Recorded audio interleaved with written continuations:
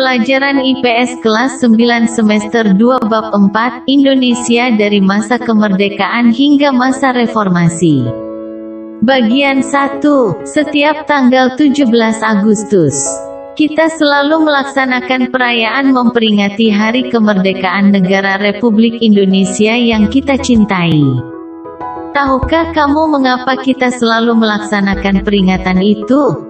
Peringatan Hari Kemerdekaan merupakan ungkapan rasa syukur kepada Tuhan Yang Maha Esa yang telah memberikan kemerdekaan kepada kita.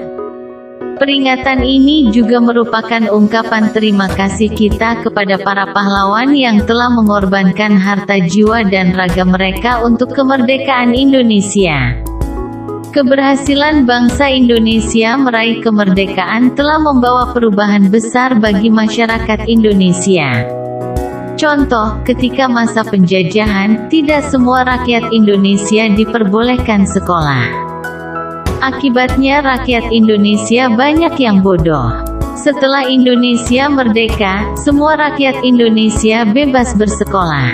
Contoh lain, ketika masa penjajahan, ekonomi rakyat Indonesia terpuruk karena kegiatan ekonomi dikontrol oleh pihak penjajah. Setelah merdeka, ekonomi rakyat Indonesia semakin baik dan rakyat Indonesia bebas mengatur kegiatan ekonominya. Dua hal ini merupakan contoh perubahan masyarakat Indonesia setelah meraih kemerdekaan. Bagaimanakah perkembangan masyarakat Indonesia sejak masa kemerdekaan? Pada bab ini, kamu mempelajari perkembangan masyarakat Indonesia sejak kemerdekaan hingga masa reformasi. A. Masa kemerdekaan, tahun 1945 sampai tahun 1950. 1. Proklamasi Kemerdekaan. A. Persiapan kemerdekaan Indonesia. Menjelang akhir tahun 1944, posisi Jepang dalam Perang Asia Pasifik semakin terdesak. Satu demi satu daerah jajahannya jatuh ke tangan pasukan sekutu. Untuk menghadapi sekutu, Jepang mencari dukungan kepada bangsa-bangsa yang diduduki dengan memberikan janji kemerdekaan. Pada tanggal 7 September tahun 1944, Perdana Menteri Jenderal Kuniaki Koiso menjanjikan kemerdekaan kepada Indonesia. Janji ini dikemukakan di depan parlemen Jepang, dengan tujuan untuk menarik simpati Indonesia. Sebagai pembuktiannya, ia mengizinkan pengibaran bendera merah putih di kantor-kantor, tetapi harus berdampingan dengan bendera Jepang. 1. Pembentukan Badan Penyelidik Usaha Persiapan Kemerdekaan Indonesia, BPUPKI. Berkaitan dengan janji yang telah dikemukakan oleh pihak Jepang, pada tanggal 1 Maret tahun 1945,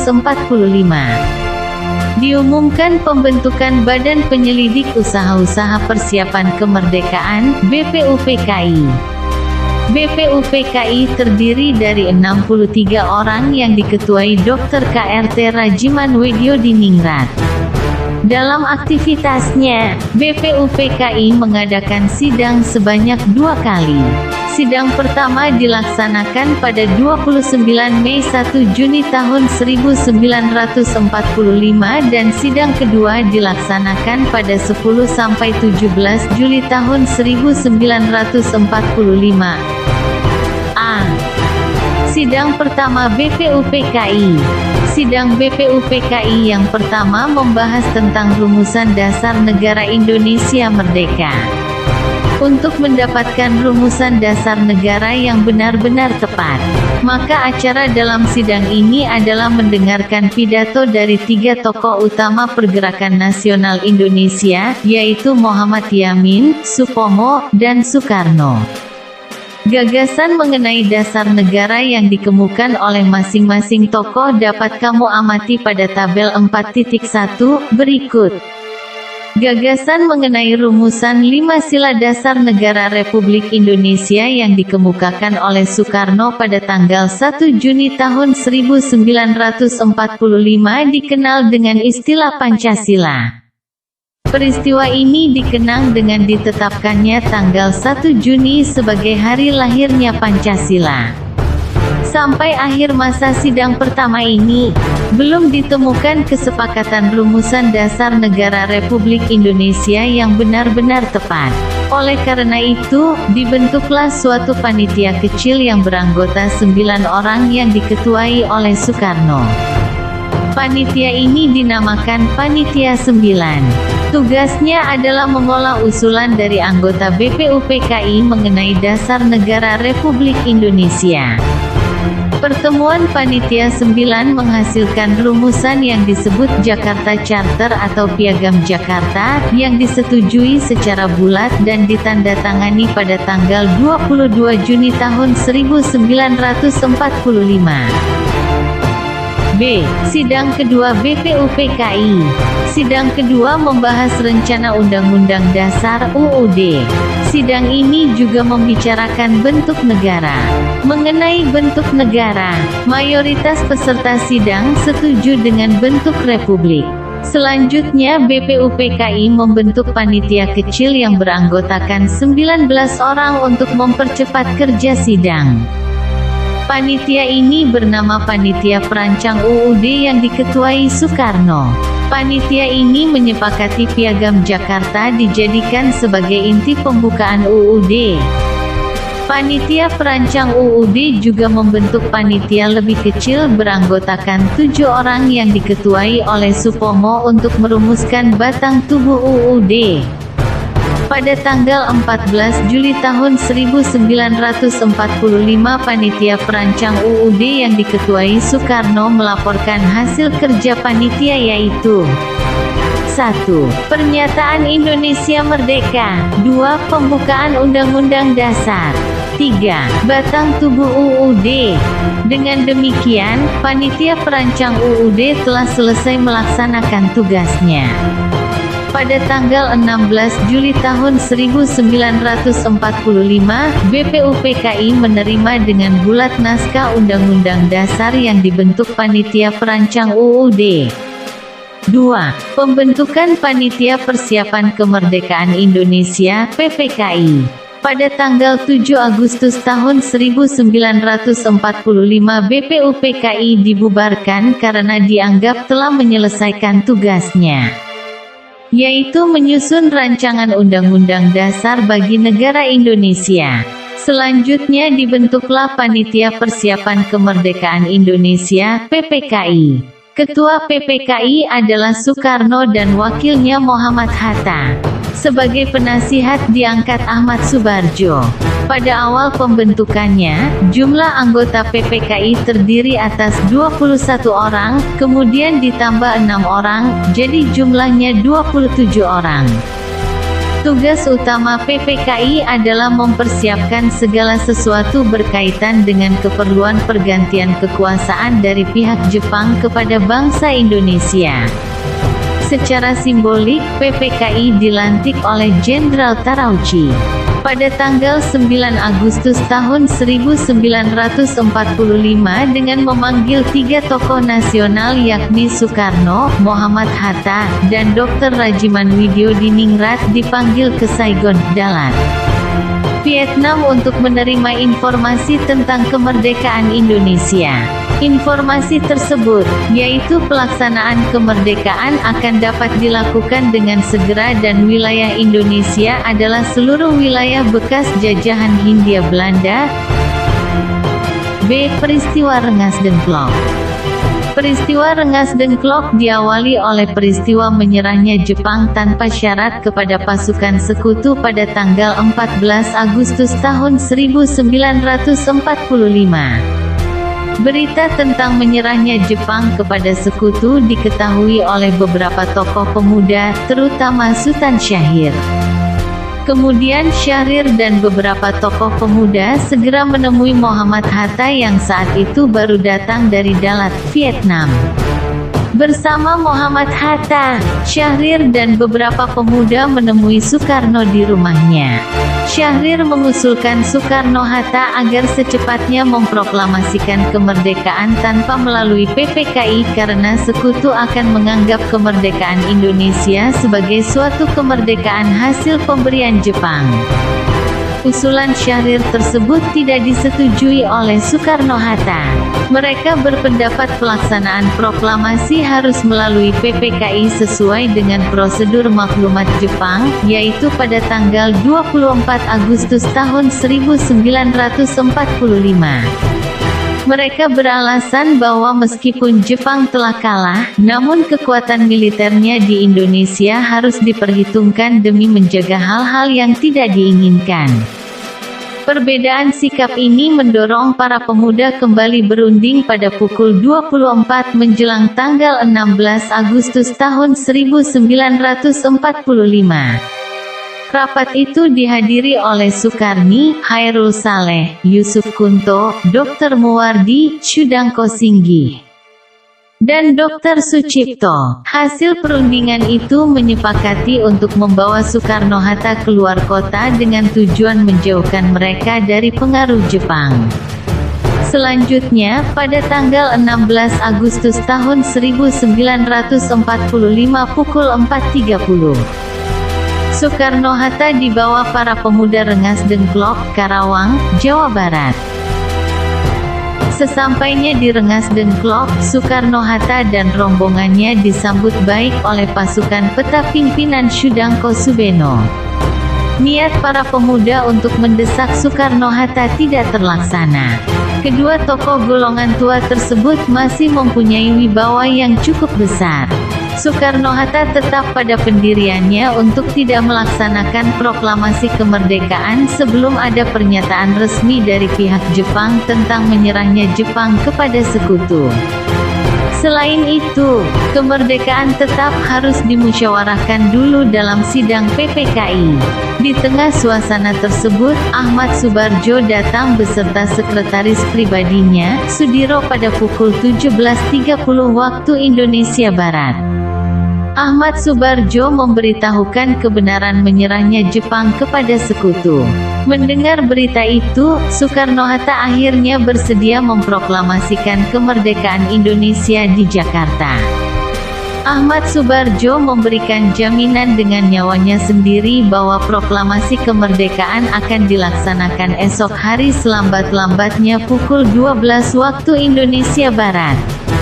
Dengan jaminan yang meyakinkan tersebut, Syudangko Subeno bersedia melepaskan Soekarno-Hatta. C. Perumusan teks proklamasi kemerdekaan Indonesia.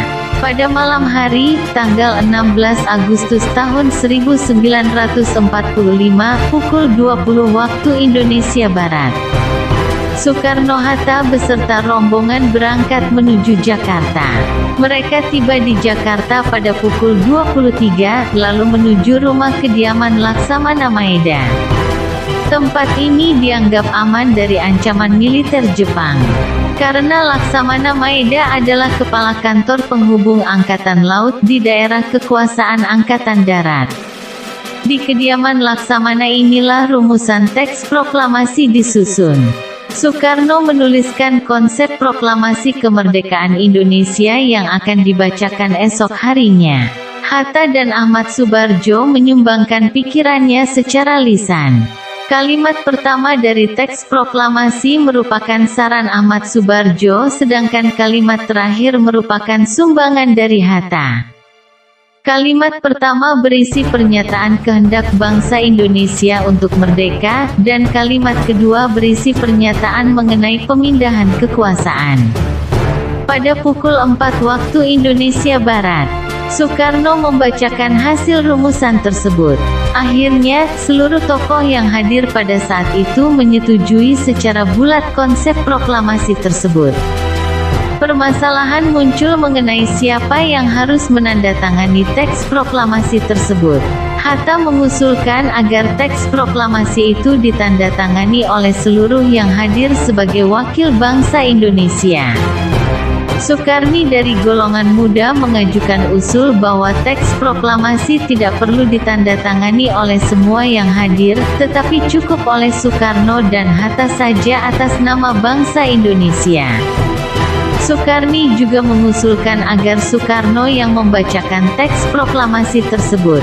Usulan dari Sukarni diterima. Kemudian Soekarno meminta kepada Sayuti Malik untuk mengetik naskah proklamasi dengan beberapa perubahan yang telah disetujui.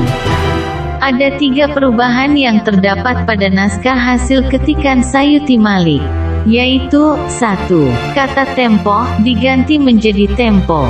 2. Kata wakil-wakil bangsa Indonesia diganti menjadi atas nama bangsa Indonesia. 3. Penulisan tanggal yang tertera Jakarta. Tanggal 17 Agustus tahun 5 menjadi Jakarta, hari 17 bulan 8 tahun 05. Selanjutnya, Sukarni mengusulkan agar pembacaan proklamasi dilakukan di Jalan Pegangsaan Timur nomor 56 Jakarta. Usulan itu diterima. Pertemuan kemudian bubar setelah penentuan waktu upacara pembacaan proklamasi kemerdekaan, yaitu tanggal 17 Agustus tahun 1945 pukul 10 waktu Indonesia Barat. D. Proklamasi kemerdekaan tanggal 17 Agustus tahun 1945. Proklamasi adalah momentum penting bagi bangsa Indonesia.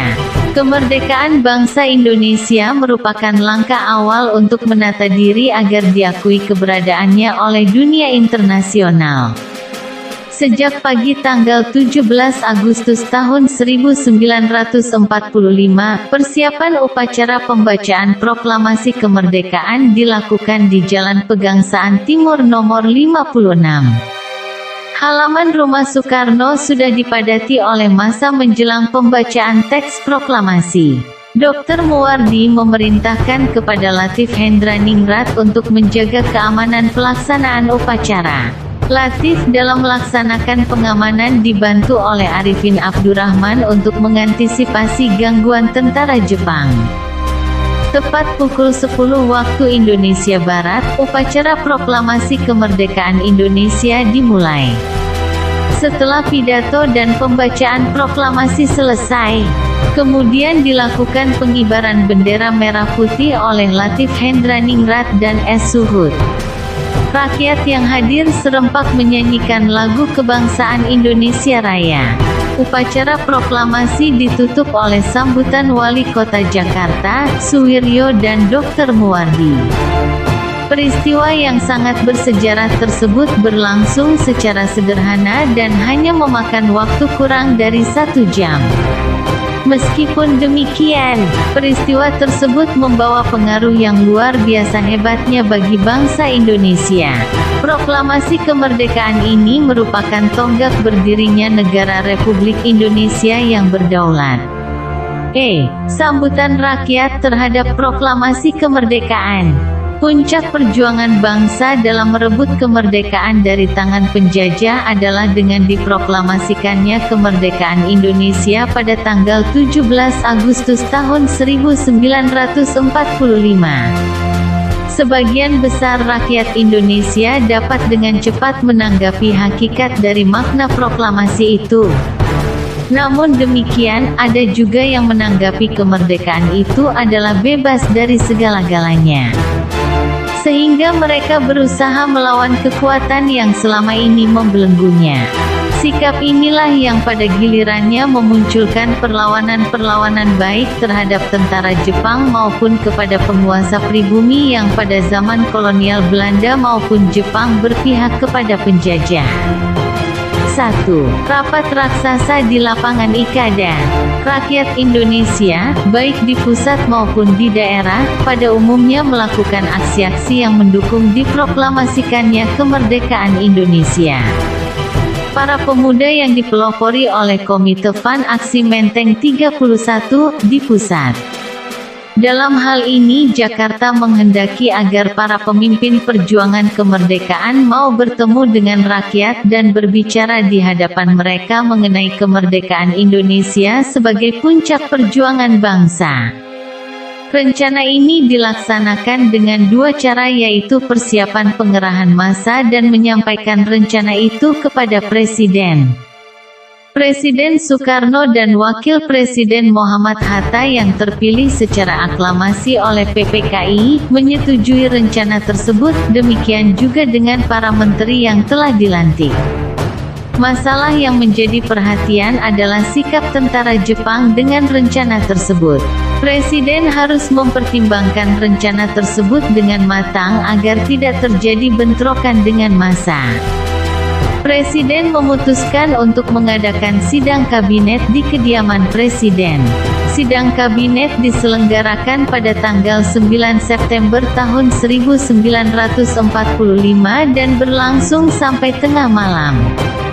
Sehingga sidang ditunda sampai pukul 10 pagi keesokan harinya. Pada pagi harinya sidang dilanjutkan lagi di lapangan Banteng Barat dan dihadiri oleh para pemimpin pemuda atau para pemimpin Badan Perjuangan. Para pemimpin pemuda menghendaki agar pertemuan antara pemimpin bangsa dengan rakyatnya tidak dibatalkan. Akhirnya dengan berbagai pertimbangan rapat menyetujui rencana itu. Presiden dan Wakil Presiden serta para menteri kemudian menuju ke lapangan Ikada. Ternyata lapangan Ikada telah dipenuhi oleh massa yang lengkap dengan senjata tajam. Tampak pula tentara Jepang bersiap siaga senjata lengkap dan tank-tanknya. Melihat kondisi ini tampaknya bentrokan antara pasukan Jepang dengan massa dapat terjadi sewaktu-waktu. Mobil Presiden dan Wakil Presiden diberhentikan sebentar oleh komandan jaga sebelum dipersilahkan masuk ke lapangan Ikada. Soekarno menuju panggung dan menyampaikan pidato singkat setelah memasuki lapangan Ikada. Soekarno meminta dukungan dan kepercayaan kepada seluruh rakyat Indonesia untuk mematuhi kebijaksanaannya, patuh, dan disiplin dalam pidatonya. Soekarno juga memerintahkan massa untuk bubar dengan tertib. Imbauan tersebut ternyata dipatuhi oleh massa yang memadati lapangan Ikada. Melihat fenomena ini, rapat raksasa di lapangan Ikada ini adalah manifestasi pertama dari kewibawaan pemerintah Republik Indonesia kepada rakyatnya. Sekalipun rapat ini berlangsung singkat, tetapi telah berhasil mempertemukan rakyat dengan para pemimpinnya dan sekaligus memberikan kepercayaan rakyat kepada para pemimpinnya.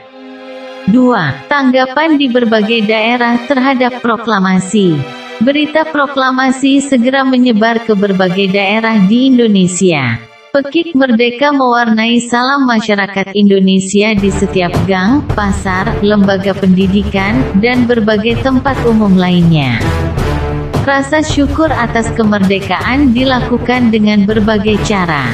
Doa syukur berkumandang di tempat-tempat ibadah sesuai dengan agama dan kepercayaannya. Rasa syukur terhadap kemerdekaan bukan hanya diucapkan dengan lisan, tetapi juga dibuktikan dengan perbuatan.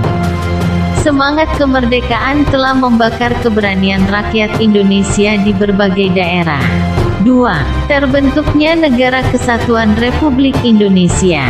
Pada saat proklamasi kemerdekaan Republik Indonesia tanggal 17 Agustus tahun 1945, Indonesia belum memiliki kepala pemerintahan dan sistem administrasi wilayah yang jelas. Setelah proklamasi kemerdekaan, segera dibentuk kelengkapan pemerintahan dengan tujuan agar pembangunan dapat berlangsung dengan baik. Para pemimpin segera membentuk lembaga pemerintahan dan kelengkapan negara sehari setelah proklamasi dikumandangkan. PPKI segera menyelenggarakan rapat-rapat yang menghasilkan beberapa keputusan penting sebagai berikut. A. Pengesahan UUD 1945. Rapat PPKI beragendakan untuk menyepakati pembukaan dan UUD Negara Republik Indonesia. Piagam Jakarta yang dibuat oleh BPUPKI menjadi rancangan awal. dan dengan sedikit perubahan disahkan menjadi UUD yang terdiri atas pembukaan, batang tubuh yang terdiri dari 37 pasal, 4 pasal aturan peralihan dan 2 ayat aturan tambahan disertai dengan penjelasan. Dengan demikian, Indonesia memiliki landasan hukum yang kuat dalam hidup bernegara dengan menentukan arahnya sendiri.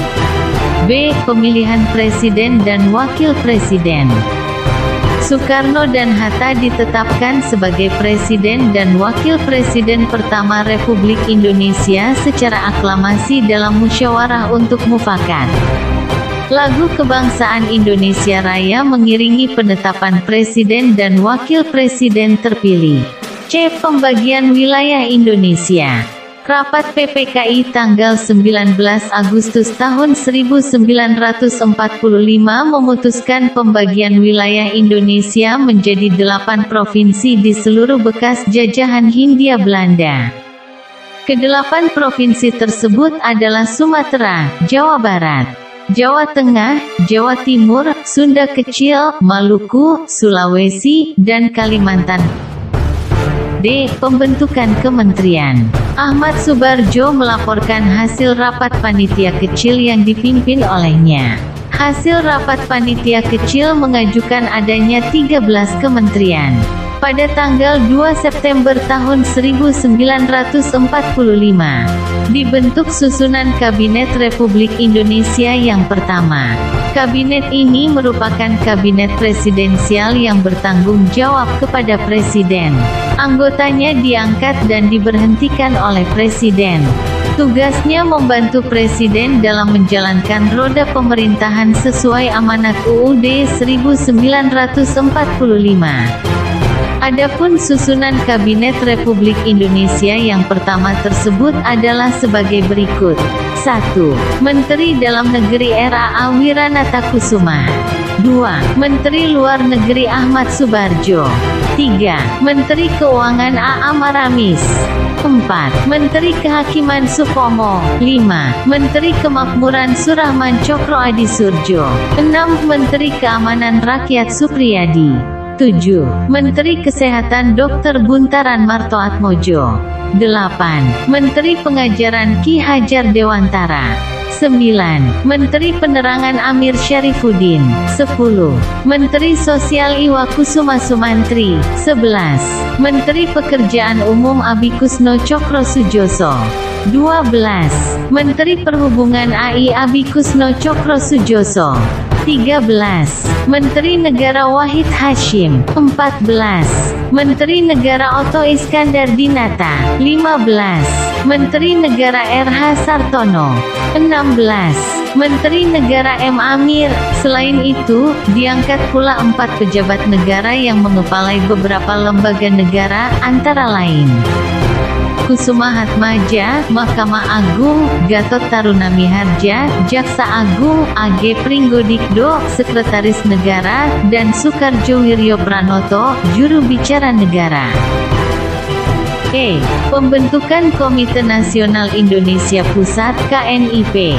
Tanggal 22 Agustus tahun 1945 PPKI kembali menyelenggarakan rapat pembentukan KNIP (Komite Nasional Indonesia Pusat) yang akan menggantikan PPKI. Soekarno dan Hatta mengangkat 135 orang anggota KNIP yang mencerminkan keadaan masyarakat Indonesia.